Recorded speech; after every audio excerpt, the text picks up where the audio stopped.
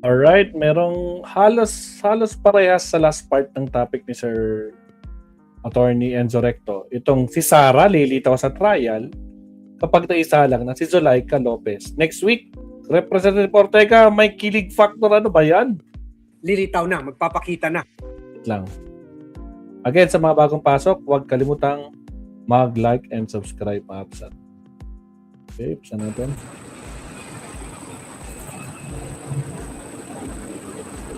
Sige, pasok, Sir Bad. Buenos dias, buenas tardes.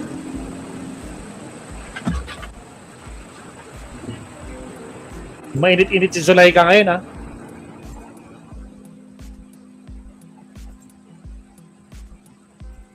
Buenas noches, damas y caballeros. Welcome to the provincial BAT headquarters o BAT cave here in our condo in Zamboanga City, dito sa East Zamboanga Business and Events Place. Short vlog lang ito, gusto ko lang tiyakin na nasa working condition yung mga gadget ko dito, yung okay naman siguro yung sound, no?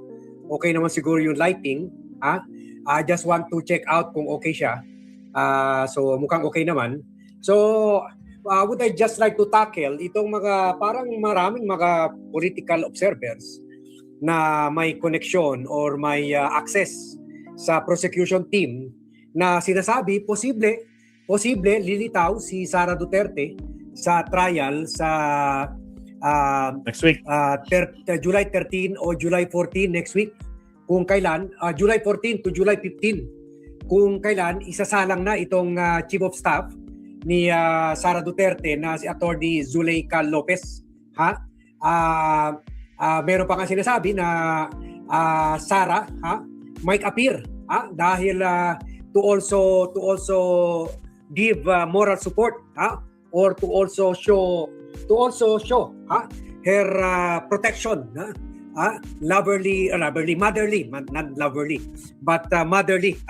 motherly protection, kalinga ng isang nanay kay Zulaika Lopez kung magte-testify na daw ito next week. So isa na sinasabi dito itong si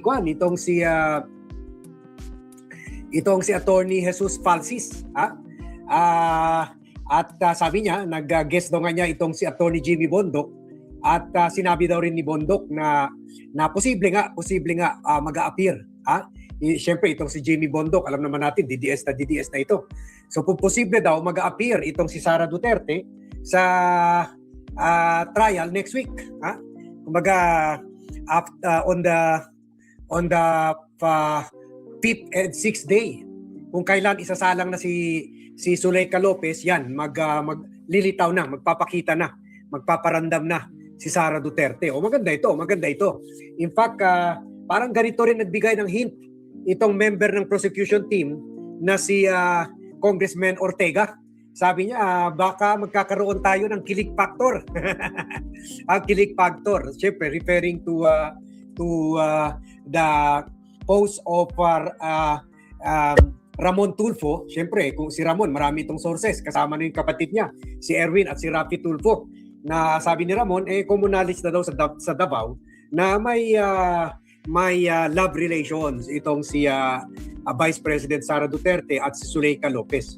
So sabi rin naman ni Congressman Ortega, posible yan kasi makikita natin yung kilig factor. Siyempre, kung nandun si Sara, ipa-flash na yung camera both kay Sara at kay Zulaika, at makikita natin yung reaction ni Sara. Baka magwawala na naman siya kasi we are in this situation, or Sara is in this situation in the first place dahil nga sa pagwawala niya nung naaresto na si Zulaika Lopez, or yung dadalhin na sa Veterans Hospital. Doon siya nagwala at binantaan na niya si President Bongbong Marcos. Kaya iba talaga ang aksyon ni Sara kung kahit nakulong yung tatay niya, hindi siya nagwala, hindi siya nagbanta kay President Bongbong Marcos, hindi siya nagmura, at hindi siya yung sabi-sabi na tatanggalin ko ulo niyan, ganun. Dito lang talaga siya nagwala na dati dahil kay Zuleika Lopez. Hindi rin siya nagwala nung kinasuhan na ng illegal non-bailable case na illegal drugs, violation of the illegal drug law, yung asawa niya si Mans Carpio. Pero iba talagang reaction niyan yung kay Zuleika Lopez. Kaya maganda tingnan yan kung at last maggagawa na siya ng appearance kung isasalang na si Zuleika Lopez sa either sa 14 or 15 of July. So masaya yan, So ito rin ang hint ni Congressman Ortega sa possibility na Sara ay mag-appear, lilitaw at mag-attend ng trial. Sa July 14 or 15. Panoorin natin to. So, preps talaga. Yun ang number one na, yun lang ang laging parang advice niya o when I try to pick her brain na sinasabi niya na kahit anong kaso yan or anong bagay yan, yung paghahanda will always outweigh kahit anong iba to sa prosecution. My request, sir, ang prosecution for Attorney Zuleika, Attorney Zuleika Lopez to attend the hearing. Ito po ba is under the Article 4? At kung hihiramin ko yung term ni Congressman Paulo, makakadagdag ba ito sa kilig sa pagsubaybay sa hearing? Kilig. Okay, yes, we confirm that we filed the request for issuance of subpoena to direct Attorney Zuleika to appear before the court. But it's still currently pending. We're waiting for the impeachment court's action on it. And we hope you understand we can't yet delve into the merits and discuss at length what would be her testimony. So let's wait for that. May kilig factor naman doon.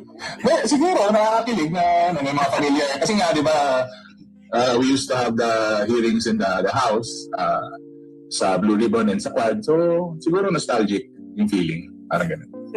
Di ba? Love wins. Love wins, Love wins. Panoorin nyo, ulit. Panoorin nyo ulit. May kilig factor and love wins. Love wins. May kilig factor naman doon. Siguro, nakakakilig na may mga pamilya. Kasi nga, di ba, we used to have the hearings in the house sa Blue Ribbon and sa Quad. So, siguro nostalgic yung feeling. Parang ganun. Di ba? Love wins.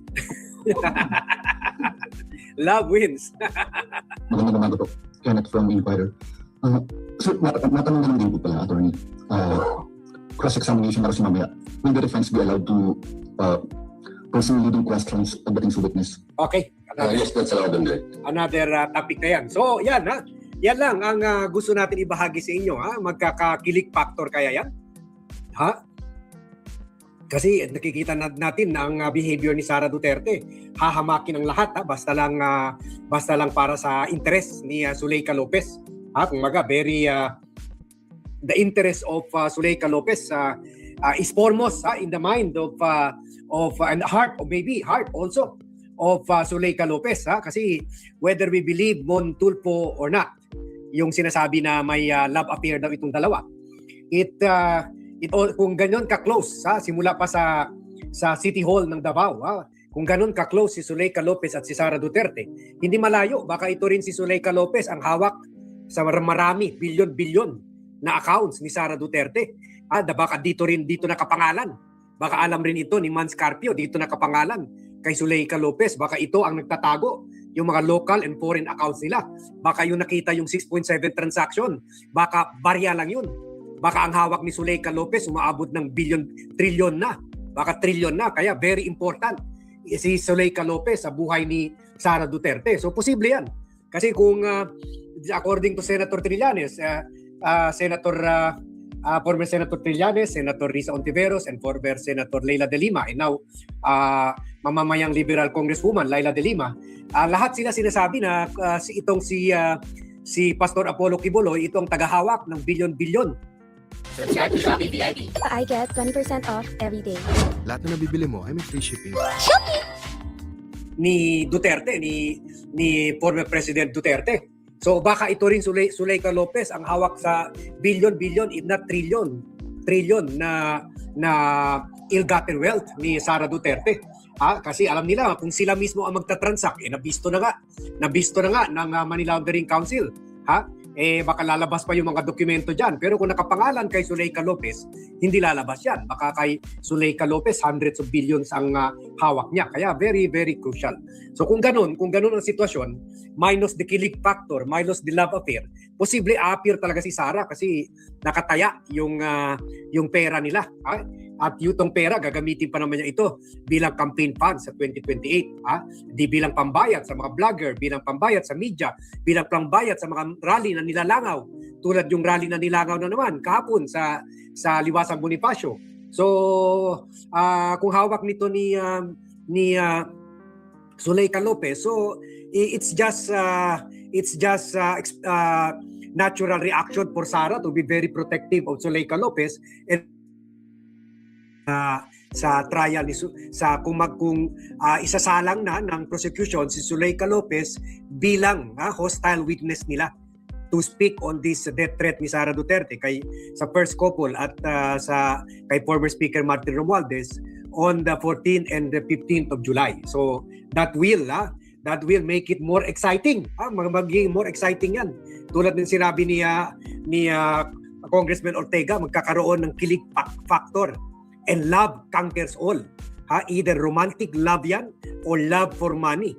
In case si Zuleika Lopez ang tagahawak ng billion, if not trillion of ill-gotten wealth ni Vice President Sara Duterte. Okay? So hanggang dito na tayo. Gusto ko lang i-test yung sound system ko kasi mga 2 months rin kami wala dito. So mukhang okay naman, di ba? Mukhang okay naman. Yung camera dito mukhang okay naman. Yung sound okay naman. Yung lighting okay naman. Okay? So sige Again, this is the Vlogcaster vlogging from our condo here at the East Zamboanga Business and Events Place. Thank you very much everyone for watching. Thank you very much for joining me in this vlog. And here in Zamboanga City, we say buenas noches a todos. Good